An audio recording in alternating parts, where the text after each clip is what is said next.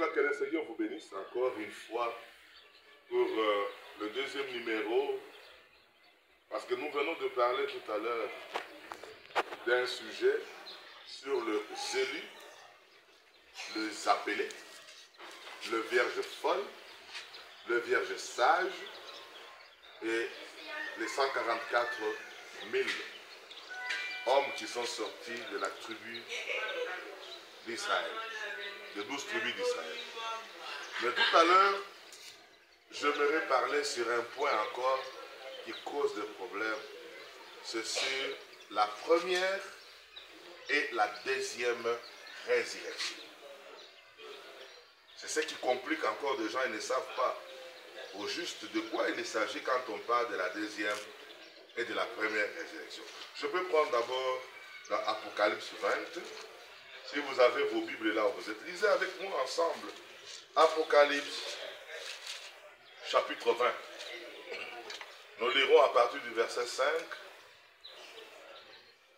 jusqu'au verset 6.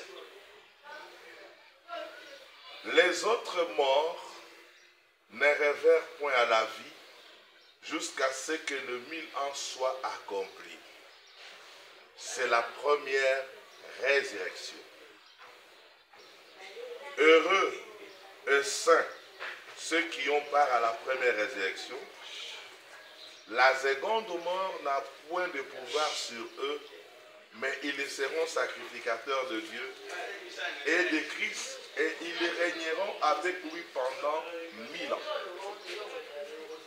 Nous voulons apporter la lumière au milieu de prédicateurs, au milieu de croyants, les gens qui prônent la sainte foi, qui parlent dans la Bible, en se servant de la Bible, je m'excuse, comme leur livre de référence.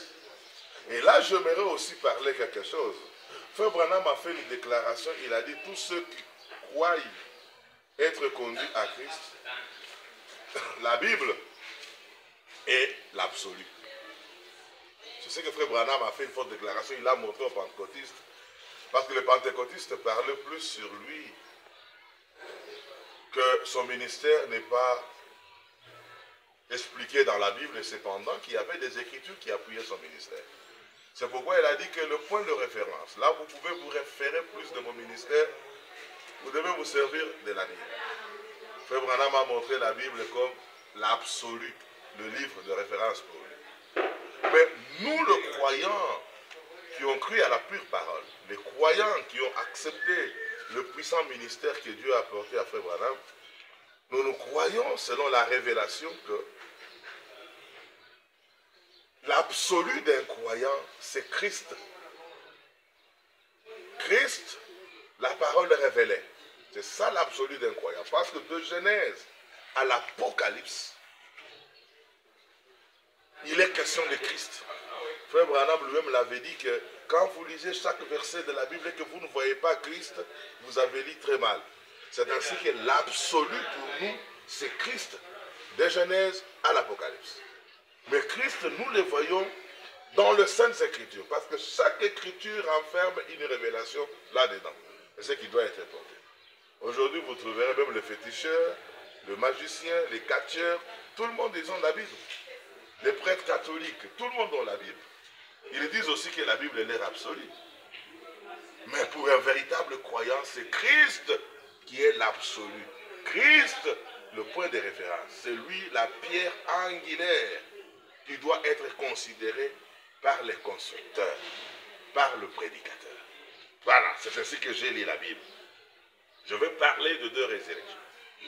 Il y a la première résurrection et il y a la deuxième résurrection. Comme nous venons de lire dans Apocalypse 25 à 6. Mais la première résurrection, elle consiste, je peux dire, elle a trois phases. La première, vous pouvez le voir dans Matthieu 27. Matthieu 27, à partir du verset 40. Je m'excuse. Je trouve Matthieu 27, ok. Le verset 45, on commence par là. Depuis la 6e heure jusqu'à la 9e, il y a eu de ténèbres sur toute la terre. Et vers la 9e heure, Jésus s'écria d'une voix forte, Eli, Eli, lama sabachthani. C'est-à-dire, mon Dieu, pourquoi m'as-tu abandonné? Quelques-uns de ceux qui étaient là, l'ayant entendu dire, il appelait Élie. Et aussitôt l'un d'eux courut prendre une éponge qu'il remplit de vinaigre et l'ayant fixé à un roseau et lui donna à boire.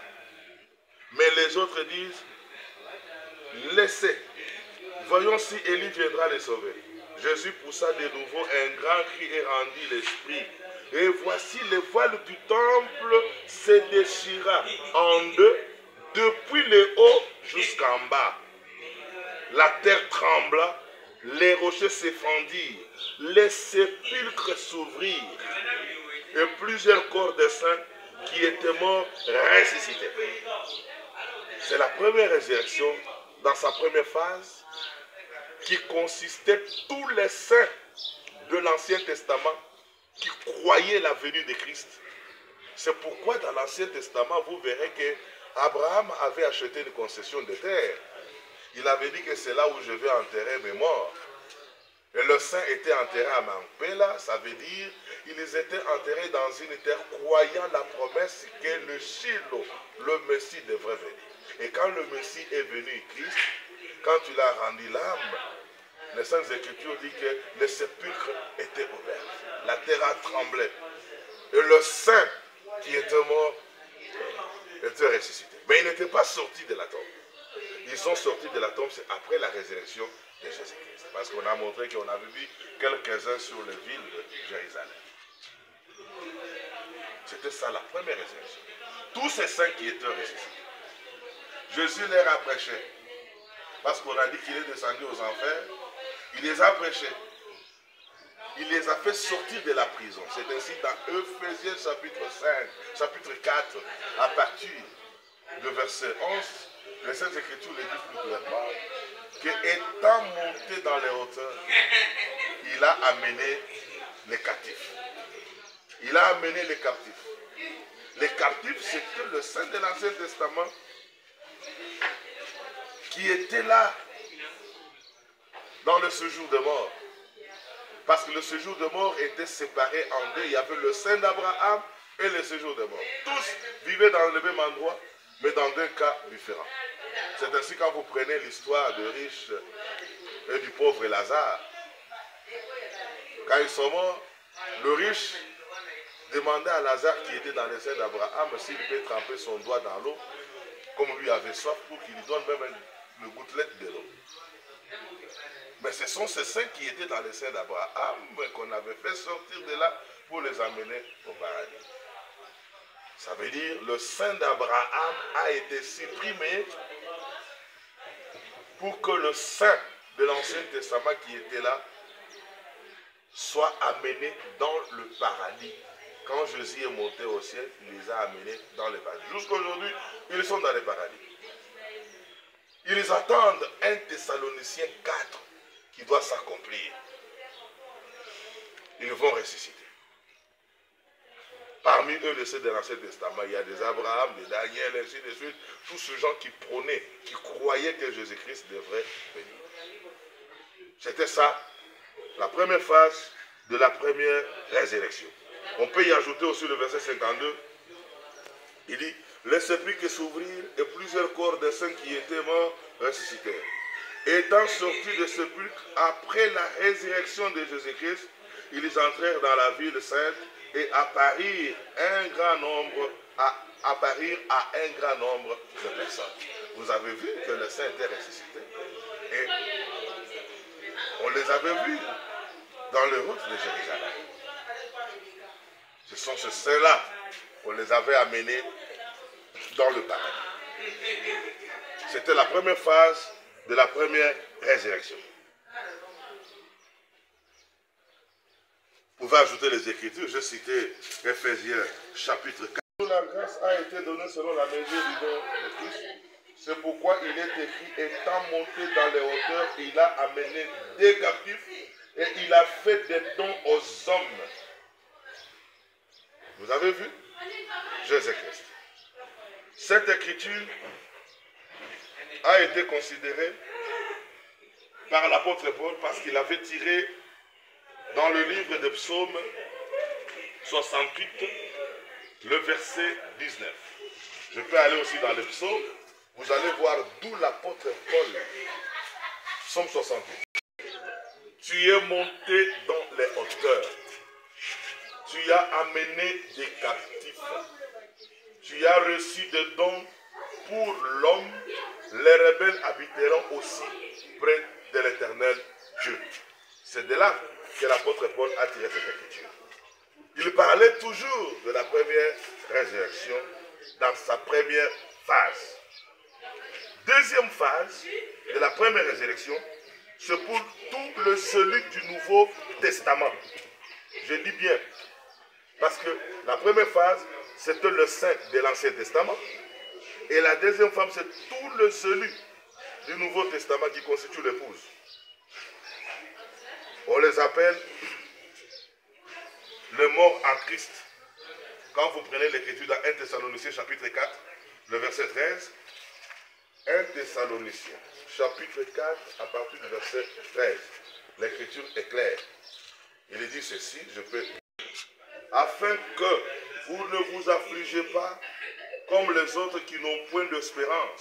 Car si nous croyons que Jésus-Christ est mort et qu'il est ressuscité, croyons aussi que Dieu ramènera par Jésus et avec lui ceux qui sont décédés. Voici en effet ce que nous vous déclarons d'après la parole du Seigneur. Nous les vivants restés pour l'avènement du Seigneur, nous ne dévancerons pas ceux qui sont décédés. Car le Seigneur lui-même a un signal donné. À la voix de l'archange et au son de la trompette de Dieu descendra du ciel. Les morts en Christ ressusciteront premièrement. Là, on parle de mort en Christ. Quand on dit le mort en Christ, ce sont les élus du Nouveau Testament qui ont cru le message de leur temps, la troupe de vainqueurs qui est sortie au cours des âges, parce que dans chaque âge, il y a eu la troupe de vainqueurs. Il y a eu de véritables croyants qui croyaient au message apporté dans l'âge. C'est eux qu'on appelait les élus. Ils sont morts. Et ceux qui meurent aujourd'hui croyant la promesse de leur temps, c'est ce qu'on appelle le mort en Christ. Quand on dit les morts en Christ, ce n'est pas les morts qui sont morts dans les différentes églises ici. Non, les morts en Christ, ce sont des frères et des sœurs qui sont morts croyant la promesse de leur temps. Soit croyant les promesses de leur temps. Parce que quand je parle de la promesse, il est question d'une promesse qui est la promesse du Père, qui incarne le germe de vie pour amener les gens à la nouvelle naissance. Et il y a aussi des promesses que Dieu a faites pour notre temps. Mais tous les croyants qui ont cru à la promesse de leur temps, ceux qui font partie de la troupe de vainqueurs, c'est eux qu'on appelle les élus. Quand ils sont morts, les Saintes Écritures disent qu'ils vont ressusciter. Et quand ils vont ressusciter, nous serons vivants en ces temps-là. Et quand nous serons vivants, nous, avec eux, nous serons tous enlevés. On va aller à la rencontre du Seigneur dans les airs. C'est la deuxième phase de la première résurrection. C'est ainsi que vous allez voir cette écriture dans Timothée, 2 Timothée chapitre 2. Je peux lire dans 2 Timothée, l'apôtre Paul est clair aussi dans 2 Timothée. De Jésus-Christ ici, de la postérité. De David, ressuscité des morts est selon mon évangile. Pour lesquels j'ai souffert jusqu'à être lié comme un malfaiteur. Mais la parole de Dieu n'est pas liée. C'est pourquoi je supporte tout à cause des élus, afin qu'eux aussi obtiennent le salut qui est en Jésus-Christ avec la gloire de l'Éternel. Cette parole est certaine. Si nous sommes morts avec lui, nous vivrons aussi avec lui. L'apôtre Paul. Il parlait toujours de la résurrection. Il parlait toujours du deuxième phase de la première résurrection. Et le troisième phase de la première résurrection, c'est le vierge folle qui ont raté l'enlèvement de vierges sages, qui ont ont raté l'enlèvement de mort en Christ, ils vont ressusciter aussi les vierges folles pour entrer dans le millénium. Ça, c'est après la grande tribulation. Ils vont ressusciter pour entrer dans le millénium. Et il y aura aussi le juif dont on a parlé de l'ère d'ombre, le 144 000. Ils vont ressusciter. C'est ça la troisième phase de la première résurrection. Il y a la résurrection. La première résurrection consiste en trois phases. Il y a le saint de l'Ancien Testament qui était ressuscité et amené dans le paradis dans Matthieu 27, 45 à 52. La deuxième phase, c'est 1 Thessaloniciens 4, c'est la résurrection de l'église épouse du Nouveau Testament qui vont ressusciter avec les morts en Christ, qui vont ressusciter pour aller dans l'enlèvement. Et là, aussi les saints de l'Ancien Testament reviendront encore ensemble avec nos morts en Christ et nous serons ensemble avec eux sur la table au ciel dans la fête des noces. Les Abraham, les Jacob, et ainsi de suite. Et la troisième phase de la première résurrection, c'est pour les vierges folles qui vont ressusciter pour entrer dans le millénium et ils seront dans le millénium dans la Jérusalem terrestre. Mais le vierge sage, et ils seront dans la Jérusalem céleste, au-dessus de la Jérusalem terrestre. Et les 144 000 vont ressusciter aussi. Ils seront dans la Jérusalem terrestre. Les 144 000, le vierge folle et le vierge sage, ils le ressuscitent à la première résurrection. C'est ainsi que dans la Bible on dit heureux ceux qui participent à la première résurrection. Maintenant, la deuxième résurrection, il est question de la résurrection qui doit se faire lors du jugement du trône blanc. Là, c'est vers la fin du monde. Cette résurrection, tous les méchants vont ressusciter. Ils vont passer au jugement du trône blanc. Ils seront sanctionnés, condamnés, et ils seront jetés dans le temps de feu, qu'on appelle la Guéhenne, qu'on appelle l'enfer. Ils seront brûlés là-bas, avec le diable et avec tous les démons. Avec le méchant. Ils seront là. Et l'enfer n'est pas éternel. C'est pour un temps. Ils seront brûlés. Mais les appelés, je dis bien les appelés, les frères et les sœurs qui sont dans les dénominations partout, l'église catholique, les protestants et partout, ceux-là qui croient que Jésus-Christ est leur sauveur, pas leur Seigneur, je dis leur sauveur, c'est eux qui vont ressusciter, ils seront jugés selon leurs œuvres. Et nous, les élus, nous qui ont participé à la première résurrection, qui sont allés dans la fête des noces, nous reviendrons avec Christ, nous serons le juge. C'est nous qui les jugerons. Et quand on va les juger, selon leurs œuvres, et c'est ainsi qu'ils vont entrer dans la nouvelle terre et y vivre éternellement. Et nous, nous serons le sujet de Christ. En tout cas, vous aviez compris la première résurrection et la deuxième résurrection. La deuxième résurrection consiste aux appelés dont leur nom est écrit dans les livres de vie. Leur nom peut être effacé. Mais la première résurrection consiste à tous ceux dont leur nom est écrit dans les livres de vie de l'agneau. Le vierge folle, le vierge sage, leur nom est écrit dans les livres de vie de l'agneau. Frère Branham pouvait dire que c'est la même page, c'est le même tissu. Le vierge folle et le vierge sage. Quand le tailleur est en train de couper pour confectionner une chemise, il enlève les particules qui sont inutiles et il prend les particules qui sont utiles, qu'on appelle les patrons, il va constituer maintenant la chemise. C'est ça le vierge sage. Et le vierge folle Et nous sommes du même tissu. Mais la différence en est que les sages ont évolué plus dans la parole profondie, de la parole prophétique. Et ils croient à toutes leurs promesses de leur temps. Ils sont allés en profondeur. Et ils ont soutenu le ministère de Matthieu 24. Ils sont nés de nouveau. Ils ont le Saint-Esprit. C'est eux que le Seigneur amènera jusqu'à l'achèvement lors du baptême du Saint-Esprit. C'est ça le vierge sage. Mais quant aux folles, malgré dont leur nom est écrit dans les livres de vie de l'agneau, sur notre page, mais eux ne vont plus participer à l'enlèvement pour l'épouse. Et ils seront tués pendant la période de la tribulation. Et ils vont venir dans le millénium, mais dans la Jérusalem terrestre. Que le Seigneur vous bénisse. Je crois que vous êtes bénis pour ce deuxième numéro que nous parlons des différentes résurrections.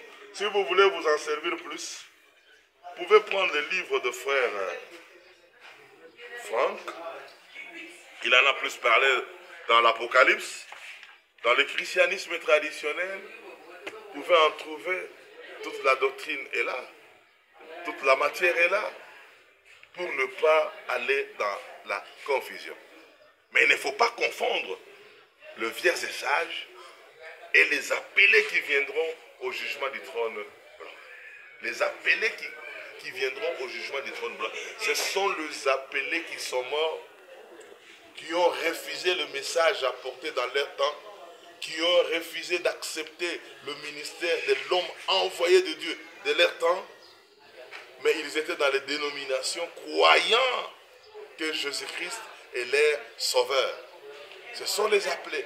Mais quant aux vierges folles, elles croient aux messagers de leur temps, mais la différence qu'a le folle aux sages est que les folles n'ont pas pu évoluer, n'ont pas pu continuer dans les promesses de leur temps, n'ont pas pu continuer dans la parole prophétique.